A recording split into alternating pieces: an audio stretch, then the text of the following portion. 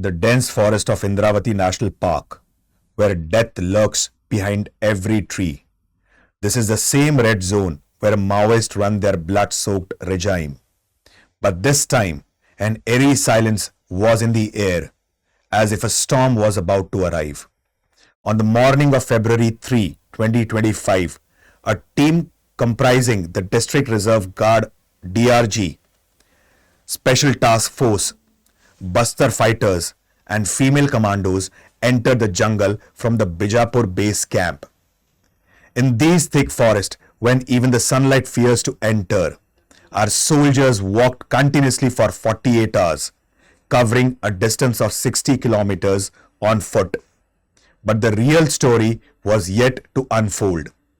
On the morning of February 7, security forces surrounded the Maoist hideout, and the entire jungle echoed with the sound of AK-47, SLR and INSAS rifles. After an 8-hour-long gunfight, as the smoke cleared, it was revealed that 31 Maoists has been neutralized. However, in this operations, our two brave soldiers, Head Constable Naresh Dhruv and Constable Basit Ravte, attained martyrdom. Upon further investigation, a large cache of weapons was recovered, indicating how dangerous these Maoists were. After the encounter, Inspector General of Police P. Sundaraj revealed in a press conference that among the Maoists killed was Hunga Karma, who carried a bounty of rupees 8 lakh. Along with him, Mangu Hemla, Subhash Oyam and Sannu had the bounties of rupees 5 lakh each, while Ramesh carried a rupees 2 lakh bounty. IGP Sundaraj also stated this year alone 65 Maoists has been killed in Bastar, out of which 56 were from Bijapur itself. Friends, the Bijapur encounter we just discussed is an isolated incident but part of a massive mission to make India Naxal-free and Maoist-free. Recently, Home Minister Amit Shah announced that by March 31st, 2026, he would eradicate the Maoist menace from the country. You will be surprised to know that last year, 219 Maoists were neutralized in Chhattisgarh alone, a 750% increase compared to 2023. This shows how rapidly we are progressing in this direction. The question then arises, how is the government tackling the issue? How will one of the world's longest and the most lethal homegrown insurgencies end by 2026? What is the government doing now and what are its plans for the future? In this video, we will try to find the answers to these questions. So let's begin the discussion. Friends, before moving forward, it is crucial to understand the fundamental roots of Maoism or Naxalism. In India, this all started with left-wing extremist movement known as Naxalism. A major reason behind this issue was the land reforms that took place after India's independence. Under land reforms, the government abolished zamindari system, but land distribution was not done correctly.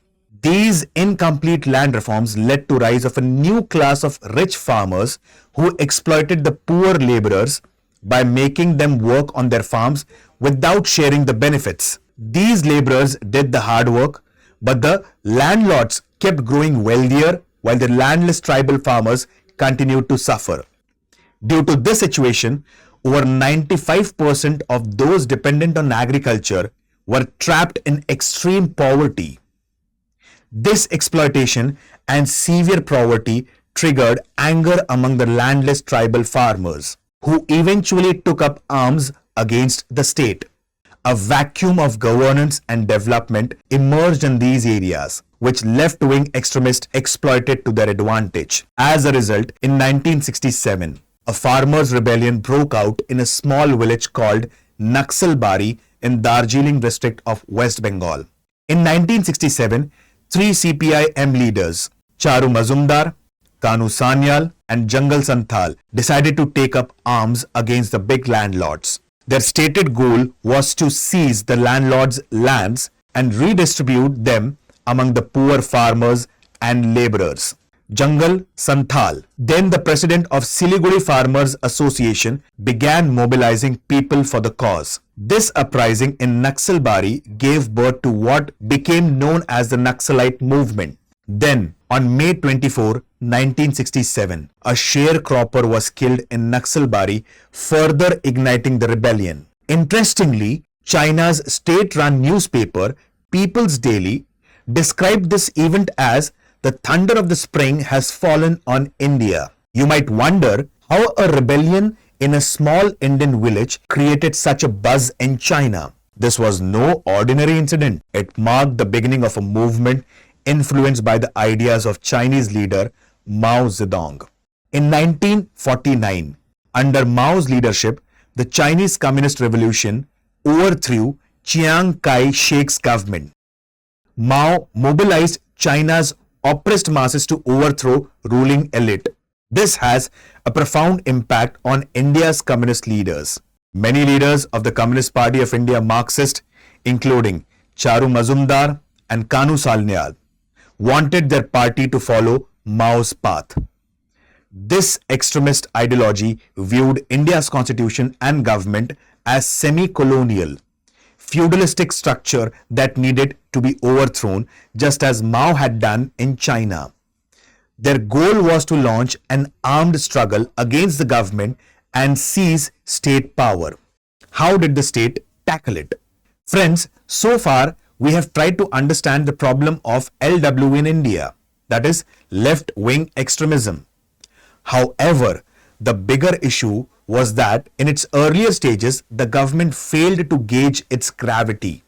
Just 3 weeks after Naxalbari uprising in June 1967, then Home Minister Y.B. Chavan told the Lok Sabha that it was merely a local issue and that police should handle it firmly. This lax attitude by the government allowed LWE to spread across the country. Moving forward to 2000s, the Maoists changed their strategy. In 2004, the People's War Group of CPI-ML and the Maoist Communist Center merged to CPI Maoist. They created guerrilla armies at different levels, including platoons, companies, and battalions. They established liberated zones in the forest areas and began clashing with state security forces.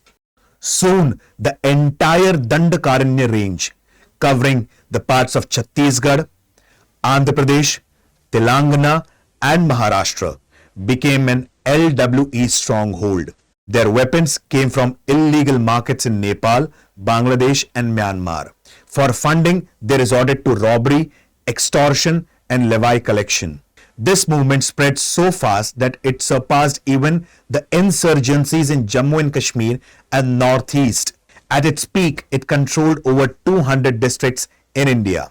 The situation escalated to the point where, in April 2006, the former Prime Minister Manmohan Singh declared LWE the biggest internal security threat to the country.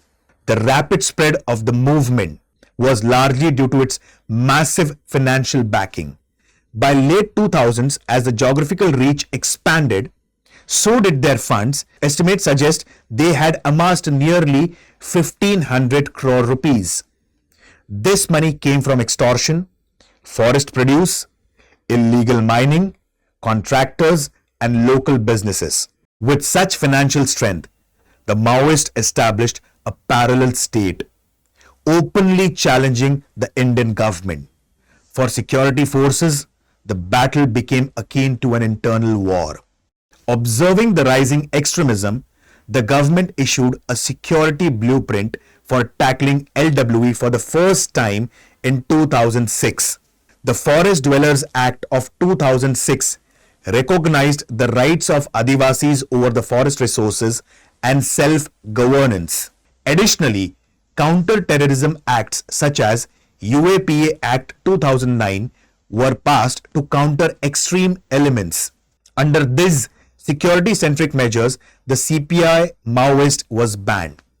In 2010, a major military offensive called Operation Green Hunt was launched in LWE affected areas. Simultaneously, the central government also initiated good governance measures in these states.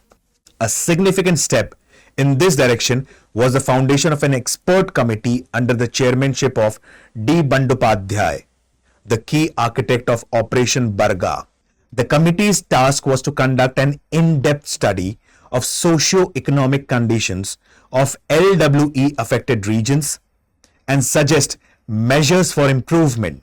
As a part of these efforts, the UPA government launched the Integrated Action Plan. The objective was to implement special schemes for economic, physical, and human development in affected areas.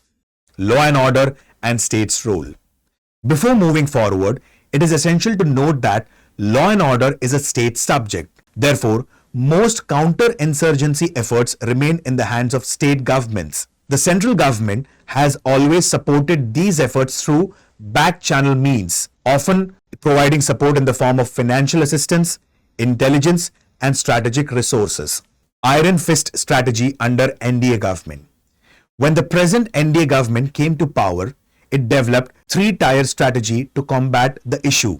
First, strong counter-Naxal operations. Second, improved center-state coordination. Third, development of Maoist affected areas. To achieve these objectives, the government launched Samadhan scheme in 2017. What is Samadhan strategy? S stands for smart leadership. A, aggressive strategy. M, motivation and training. A, actionable intelligence. D, dashboard based KPIs, that is key performance indicators. H, harnessing technology. A, action plan for each theater. A significant aspect of this anti-Maoist strategy is establishment of security camp in vulnerable areas.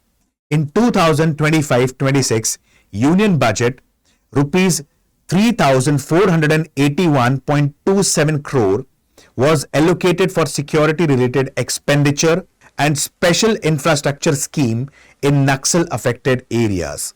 Since 2019, the government has set up 280 new security camp in Maoist areas with plans to establish 88 more by 2025. Dozens of forward operating bases have been set up in dense forest, ensuring connectivity through roads, bridges, and infrastructure. Between 2004 and 2014, the road network in these areas was 2,900 kilometers, which expanded to 14,400 kilometers in the next decade. The Modi government has also assisted states in constructing 544 fortified police stations and setting up 6,000 mobile towers in LWE affected areas. These measures have enhanced intelligence gathering, accelerated force movement, and facilitated action in Maoist hotspots. Previously considered safe havens for Maoists, areas like Abuj Mad and South Bastar now have security camps filling the security vacuum. The presence of these camps significantly enhances security forces, reach in LWE hotspots, and serve as launch pads for major operations. These camps also contribute to public outreach, providing medical facilities and other assistance to locals. Most importantly, camps' presence keep Maoists away from these areas, which is why they oppose them. In Bastar alone, around 160 security camps have been established, including 30 set up this year, housing both state police forces and CAPF personnel. Latest operations and growing pressure on Maoist. In its latest operations, the government is deploying significantly large number of security personnel against the Maoist. Most major planned operations this year have involved at least 1,000 security personnel. Around 30,000 police and paramilitary personnel are continuously engaged in operations in Bastar. According to Inspector General of Police for Bastar Range, P. Sundaraj, strong coordination between anti-Maoist forces has been a positive impact. He emphasized further synergy among DRG, STF, that is Special Task Force, Bastar Fighters, Cobra, CRPF, BSF, ITBP, that is Indo-Tibetan Border Police, SSB, CAF, and other security forces operating in the region. Technology has also played a crucial role in the fight. Call monitoring, drones, UAVs have significantly assisted security forces, making ground operations more effective. As a result of these efforts, incidents of LWE-related violence have declined significantly across the country. According to the Home Ministry, nearly 10,884 Maoists have surrendered between 2015 and 2025, which is twice the number of surrenders in the previous decade. In 2024 alone, 475 Maoists have surrendered across the country. Recently, Karnataka's last Naxal, Tumbatu Lakshmi, surrendered, making Karnataka officially Maoist-free according to intelligence officials. Telangana has also seen zero recruitment into banned Maoist outfits in 2024. The Maoist leadership is shrinking from 16 Politburo members in 2004 to just 4 today. States like Andhra Pradesh, Telangana, and West Bengal have completely eliminated Maoist presence, while their activities has significantly declined in Odisha, Maharashtra, and Bihar. Varied state-level approaches to countering LWE. Different states have adopted different approaches to tackling left-wing extremism. Chhattisgarh has relied on an iron fist strategy. Telangana has been success with humanitarian surrender policy. In 2024, 87 out of 475 Maoists who surrendered were from Telangana. According to an ex-Maoist, the states provide land for farming, housing, and a decent rehabilitation package, which also educating people about the dangers of armed outfits. However, surrendering is not always easy. Many individuals prefer being arrested over surrendering due to the risk of being labeled as informers by Maoist groups. Finally, the conclusion. Left-wing extremism has been a serious challenge for India. Initially, the government focused on intelligence agencies, police forces, and improving command and control system. Experts believe that one of the biggest mistakes of previous government was treating the LWE purely as a law and order issue, deep-rooted problem linked to the development and governance. Left-wing extremists exploited the struggles of the poor and the landless Adivasi farmers, turning them against the government. This vicious cycle of poverty, neglect, and violence became a significant threat to national security. However, in the past few years, both central and the state governments have made a significant progress in addressing the issue. According to the Home Ministry, LWE is now limited to only 38 districts across 9 states. But amidst these successes, we must acknowledge that many civilians and security personnel have lost their lives in this battle. Between 2004 and June 2023, around 8694 people lost their lives in 24. 237 incidents, including over 2,000 security personnel. Hence, finding a lasting solution to this problem remains a high priority national objective.